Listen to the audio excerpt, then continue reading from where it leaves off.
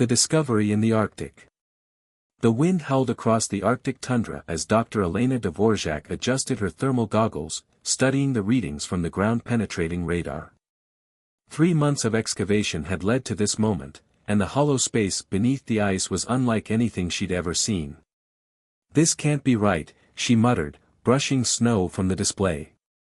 The structure below wasn't just a cave or natural formation, it had perfect geometric patterns, architectural elements that shouldn't exist this far north. More importantly, it shouldn't exist at all, given its age. Dr. Dvorak. Marcus Wells, her research partner, came trudging through the snow. "The core samples just came back. You're not going to believe this." Elena looked up from the radar display. Marcus's dark face was flushed from the cold, his usually neat dreadlocks crusted with ice. She'd never seen him this agitated. "The ice surrounding the structure. It's over 12,000 years old. But the structure itself." He paused, catching his breath. "It's giving off heat. And the material? It's not stone, not metal, it's nothing we've ever encountered before." Elena's heart raced. After 15 years of researching prehistoric civilizations, she'd finally found something that could rewrite history. But as she opened her mouth to respond, a deep rumble emanated from beneath their feet. The ground shifted, and cracks appeared in the ice around them. Not the usual fissures caused by climate change, these cracks glowed with an inner purple light, forming intricate patterns like circuit boards across the snow. "Everyone back to base camp." Elena shouted to her team, but her voice was drowned out by a sound like breaking glass amplified 1,000 times. The ice beneath them shattered, revealing not the expected darkness of a cavity but a blinding golden light. As the team scrambled for safety, Elena found herself slipping toward the opening. Marcus grabbed her arm, but the pull from below was impossibly strong. The light seemed alive, reaching for her with tendrils of gold and violet. "Let go, Marcus," she shouted. "The rope, use the safety rope." Marcus secured the line to her harness just as the ice gave way completely. Elena plunged into the light, the cold air rushing past her. But instead of fear, she felt an overwhelming sense of rightness, as if every decision in her life had led to this moment. The light faded, and Elena found herself suspended in a vast chamber. The walls were covered in writings unlike any language she'd ever seen, symbols that seemed to shift and change as she looked at them. But it was what lay at the chamber's center that made her breath catch. A woman, no, something far more than a woman, floated in a column of swirling energy. Her skin was pale as moonlight, her hair a cascade of starlight that moved in an unfelt wind. Around her, chains of what looked like liquid metal pulsed with dark energy, holding her suspended in an eternal sleep. Elena's radio crackled. "Dr. Dvorak. Elena, do you copy? What do you see down there?" She keyed her mic, her voice barely a whisper. "Marcus. I think we just found a god." The figure's eyes snapped open, revealing irises of pure gold. A voice filled Elena's mind, ancient and powerful yet somehow warm. "Not found," it said. "You were called." The chains binding the figure rattled, and symbols on the walls began to glow with increasing intensity. Elena felt knowledge pouring into her mind, images of ancient battles between gods, of a civilization lost to time, and of a betrayal that led to this imprisonment. "I am Lysandra," the voice continued, "and you, Elena Dvorak, are the one I have waited millennia to meet." The chamber trembled, and Elena heard Marcus shouting about seismic activity above. But she couldn't look away from Lysandra's golden eyes, couldn't ignore the pull of destiny she felt in her very bones. "They will try to stop you," Lysandra warned. "The keepers still watch, even after all these ages. But only you can break these chains, Elena. Only you can restore the balance that was lost." Above, alarms began to sound at the research station.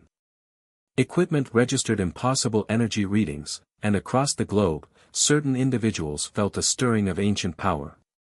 In New York, London, and Beijing, members of a secret order gathered their resources, preparing to contain what had been unleashed. But in that moment, suspended in the chamber of a forgotten goddess, Elena Dvorak made her choice. She reached out toward the nearest chain, her fingers trembling not with fear but with anticipation. "Show me," she whispered. "Show me everything." The chamber erupted with light, and the true story began. Bonds of ice and time.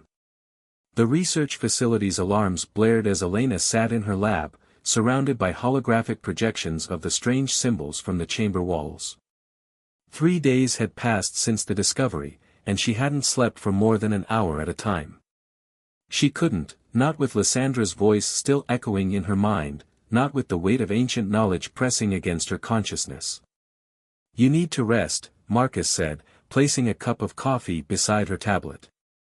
"You're no good to anyone if you collapse."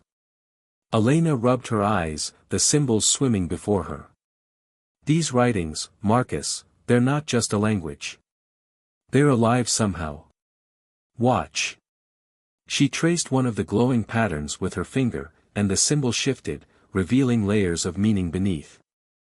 "It's a story of the world before our world, when gods walked freely among humans." "Elena." Marcus's voice carried a note of concern. "The brass is flying in tomorrow. We need something concrete, not myths and legends." But Elena barely heard him. In her mind, she was seeing what Lysandra had shown her, visions of an age when humanity was young, when divine beings helped shape civilization itself. She saw Lysandra, radiant with power, teaching humans the secrets of healing, of growth, of harmony with the natural world. And then she saw the betrayal. The chamber's temperature dropped suddenly, frost crystallizing on the windows. Elena felt a familiar presence in her mind, stronger now than before. "They're coming," Lysandra's voice whispered. "The keepers have sensed our connection. You must hurry." Marcus shivered, though he couldn't hear the goddess's voice. "Temperature controls malfunctioning again. I'll check the system." "Wait," Elena grabbed his arm. "There's something you need to know. About Lysandra, about why she was imprisoned." Before she could continue, her tablet lit up with an incoming video call. Dr. Victoria Kane, the project's oversight director, appeared on screen. Her usual pristine appearance was disheveled, her eyes wide with urgency. "Dr. Dvorak, secure your research immediately. We have an unauthorized helicopter approaching your position. They're not responding to hails," and the signal cut out. Elena's heart raced as she began transferring files to secure servers. But as she worked, the symbols on her screen began changing on their own, rearranging into new patterns. A message formed: some secrets must remain hidden. The facility's lights flickered, and through the window, Elena saw the helicopter approaching through the Arctic twilight. It was sleek, black, and unmarked, definitely not military or civilian. "Marcus, help me with this." Elena began gathering her physical notes, but stopped when she saw his expression.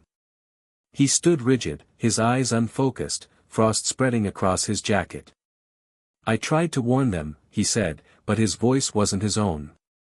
It carried the weight of centuries. "When Lysandra began sharing divine knowledge with humans, I tried to tell the others it would upset the balance." "Marcus?" He turned to her, and his eyes glowed with an inner light. "I am Theron, keeper of boundaries. Your friend is unharmed, but I must speak through him." The being wearing Marcus's face stepped forward.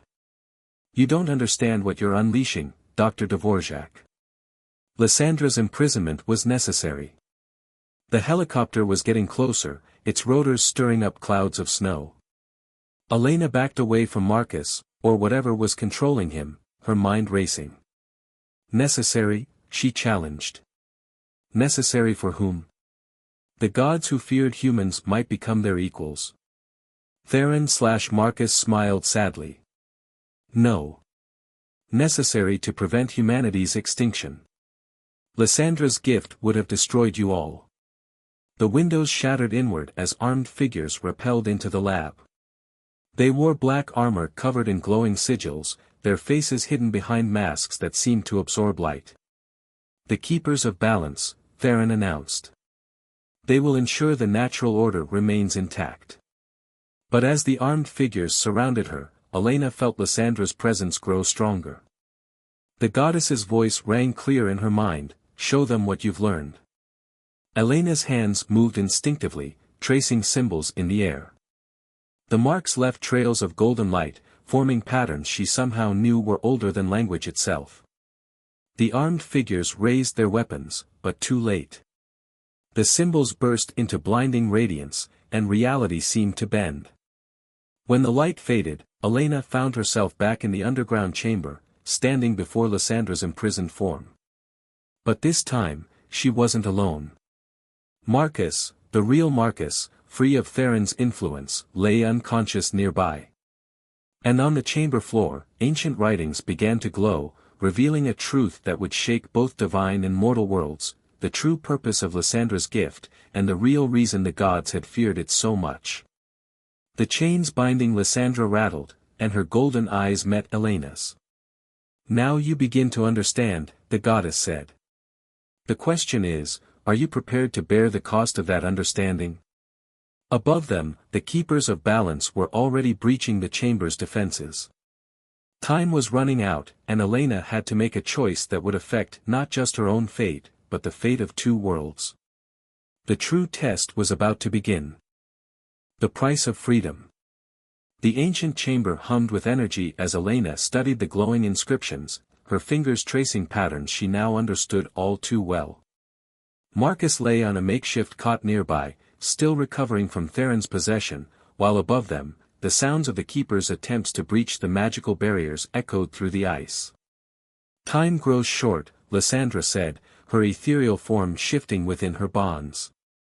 "The price must be paid, or all will be lost."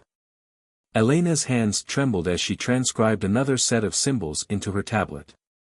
The truth she discovered in the chamber's writings was both beautiful and terrible.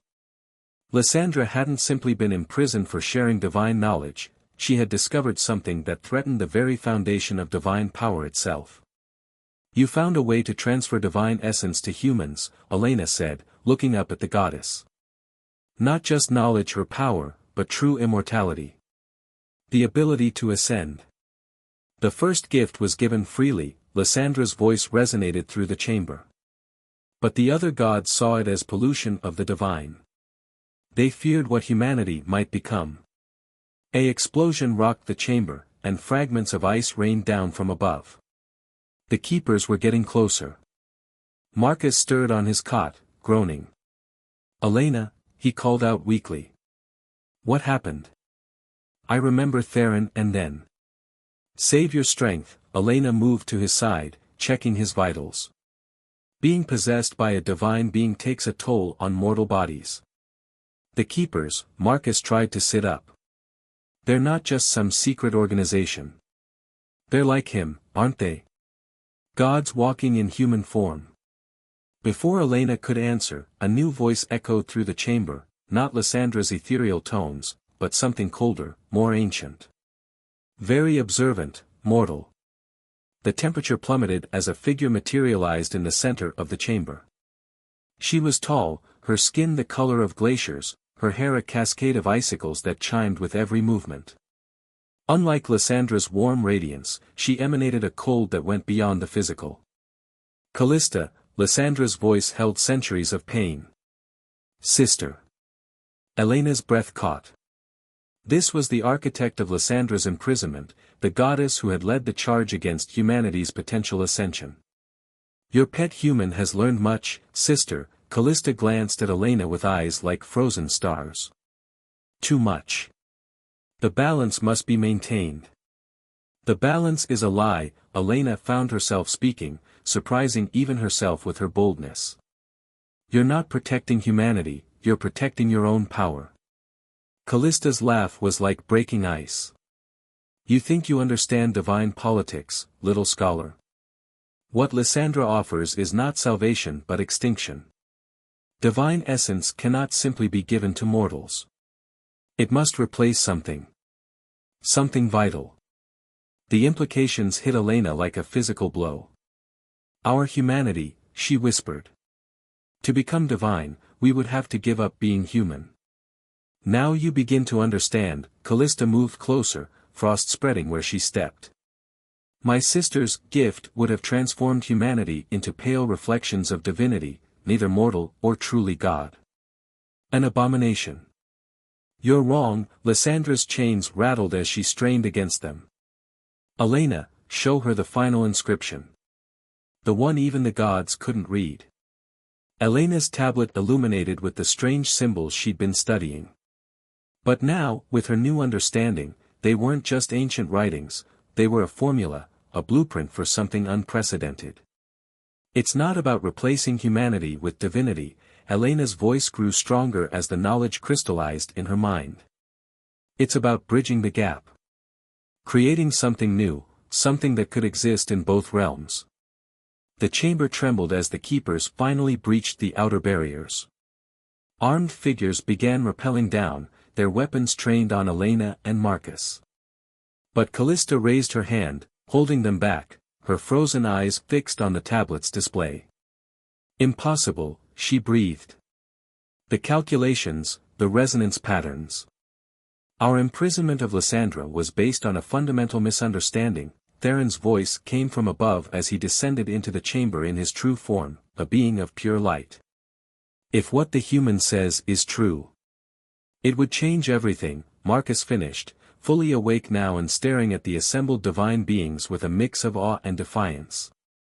Elena stepped forward, holding the tablet like a shield. The price isn't our humanity. It's your isolation. Your separation from the mortal world. Lysandra found a way to bridge the divine and mortal realms permanently, to create a sustainable connection that would benefit both. The chamber fell silent as the full implications sank in. Callista's icy facade cracked slightly, showing a glimpse of something almost like hope. But before anyone could speak, a new tremor shook the chamber, different from the others. The walls began to glow with an intense light, and Lysandra's chains suddenly pulsed with dark energy. The failsafe, Callista's voice held real fear now. We never thought, never imagined. What failsafe? Elena demanded, but she already knew. The gods hadn't just imprisoned Lysandra, they'd created a deadman switch. If she ever came close to freedom, to revealing the full truth, the chamber will collapse, Theron announced grimly. Taking everyone within it, mortal and divine, into a void from which there is no return. The light grew blinding, the energy building to impossible levels. Elena looked at her tablet, at the formula that could change everything, then at Lysandra's chained form. In that moment, she understood exactly what she had to do. The true test wasn't about choosing between humanity and divinity. It was about proving they could exist together, even if the price was higher than anyone had imagined. Elena began to move, her decision made, as divine and mortal beings alike watched the chamber's reality begin to unravel around them. Battle for the divine. Time seemed to slow as Elena raced toward Lysandra's chains, her tablet clutched against her chest. The chamber's walls pulsed with increasing intensity, reality itself beginning to tear at the edges. Around her, divine beings and keepers alike scrambled to contain the growing chaos. Elena, stop. Marcus called out, struggling to his feet. Whatever you're thinking. She knows exactly what she's doing, Lysandra's voice rang out, filled with both pride and concern. Just as I did, all those millennia ago. Elena reached the first chain, her fingers trembling as she traced the symbols she'd discovered in the ancient writings. This wasn't just about breaking bonds of metal and magic, it was about rewriting the fundamental laws that separated divine from mortal. The failsafe cannot be stopped, Callista warned, her icy presence spreading frost across the chamber floor. Even we gods cannot prevent what's coming. I'm not trying to prevent it, Elena's voice was steady despite her racing heart. I'm trying to redirect it. The tablet in her hands began to glow, its screen displaying cascading symbols that matched the patterns etched into the chamber walls. Elena had realized something crucial, the fail-safe wasn't just a destructive mechanism, it was a massive accumulation of both divine and mortal energy, waiting to be channeled. Theron materialized beside her, his form of pure light flickering with concern. The calculations you discovered, you're not just trying to free Lysandra. You're attempting to implement her original plan. The bridge between realms, Elena confirmed, her fingers dancing across the tablet's surface. But this time, with willing participants on both sides. The chamber shuddered violently. Chunks of ice and stone began falling from above as the pocket of reality containing them started to collapse. The keepers raised their weapons, torn between their duty to maintain the divine order and the recognition that something unprecedented was unfolding. "Sister," Lysandra called to Callista, her chains beginning to resonate with Elena's manipulations. "You imprisoned me because you feared change. But change is coming whether we embrace it or not. Help us shape it." Callista stood frozen, literally and figuratively, as millennia of certainty battled with the evidence before her. The failsafe's energy was building to catastrophic levels, but Elena's calculations showed another possibility, a controlled transformation rather than destruction. Marcus stumbled to Elena's side, his scientist's mind rapidly processing the implications. "The formula, it's not just theoretical. You're creating a quantum bridge between divine and mortal energy states." More than that, Elena's fingers flew across the tablet, initiating the final sequence.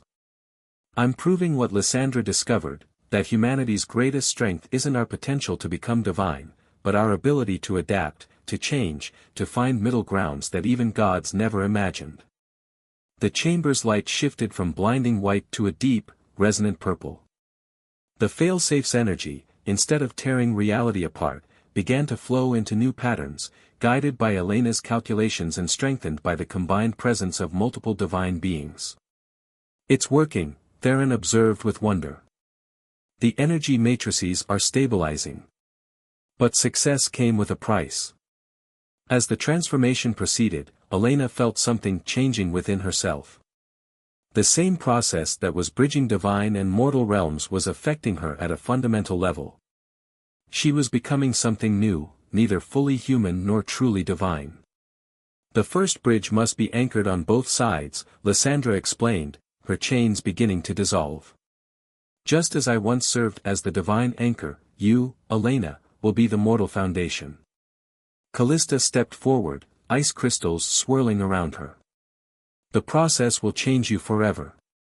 You'll exist between realms, never fully part of either. Just like your research in the mortal world," Marcus added softly.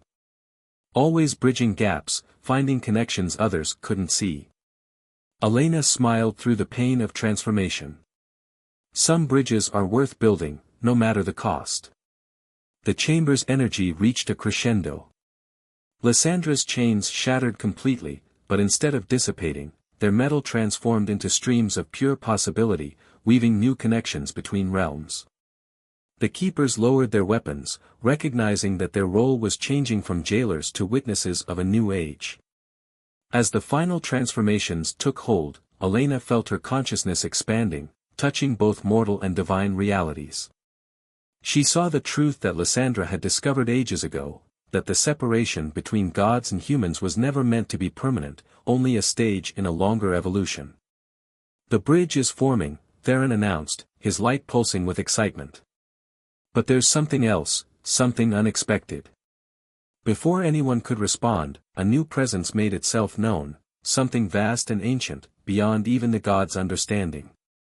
As the chamber's reality stabilized into its new configuration, all present realized that this was not an ending, but a beginning. The true nature of divinity and humanity was about to be revealed, and nothing in either realm would ever be the same. The choice. The presence that filled the chamber was neither divine nor mortal, but something far more fundamental, the consciousness of reality itself, awakened by the unprecedented bridging of realms.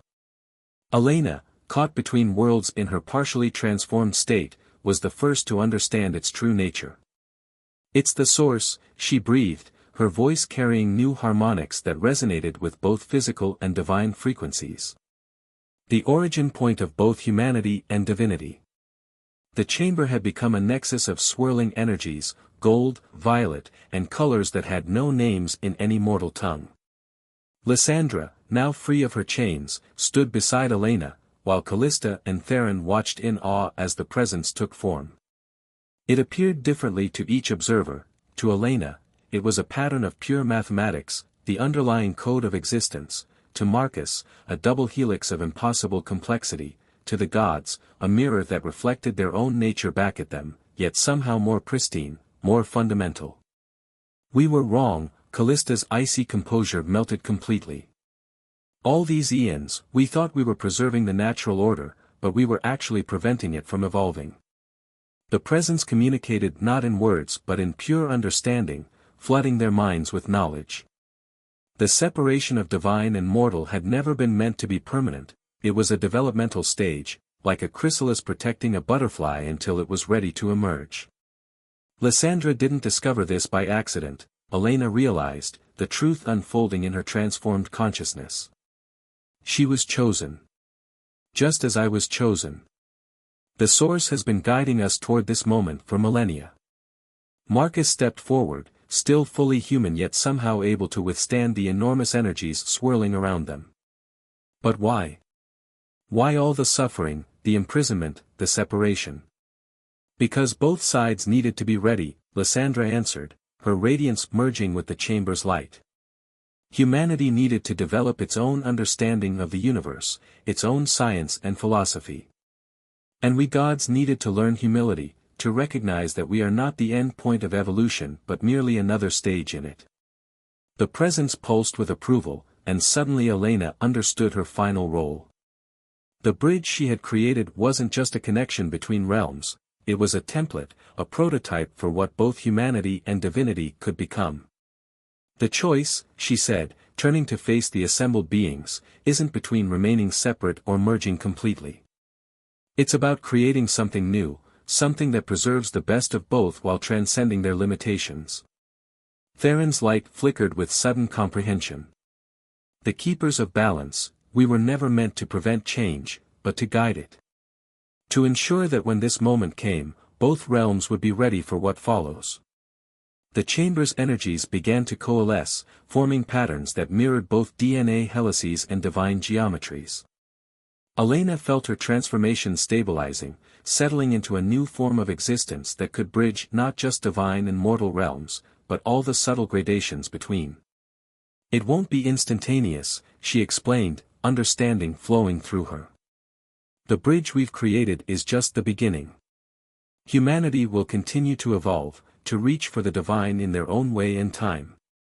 And the gods. We will learn to grow again, Callista finished, reaching out to take her sister's hand. To change, to adapt, to become something more than what we were made to be. The presence's approval manifested as a wave of pure possibility, transforming the chamber into a permanent nexus point between realms. The failsafe's energy, once meant for destruction, became the foundation of a new reality where the boundaries between divine and mortal were no longer walls but doorways. Marcus looked at Elena, seeing both his friend and something more, something wonderful and new. What happens now? Elena smiled, her form shifting between human and divine like light through a prism. Now we build more bridges. We teach, we learn, we grow. The gods learn to be a little more human, and humanity learns to touch the divine without losing what makes them unique. A new age, Lysandra declared, her ancient eyes bright with joy. One that we will shape together. The keepers laid down their weapons, understanding that their role had evolved from guardians of separation to guides for integration. The Source's presence began to fade, its work complete, but its essence remained in the new patterns being woven into reality's fabric. As the chamber stabilized into its new configuration, Elena looked at her tablet one last time. The ancient symbols had transformed into something new, a manual not for breaking chains, but for building bridges. She knew that this was just the beginning of a journey that would span ages. There will be challenges, she said to both mortal and divine beings around her. Changes this fundamental don't come easily.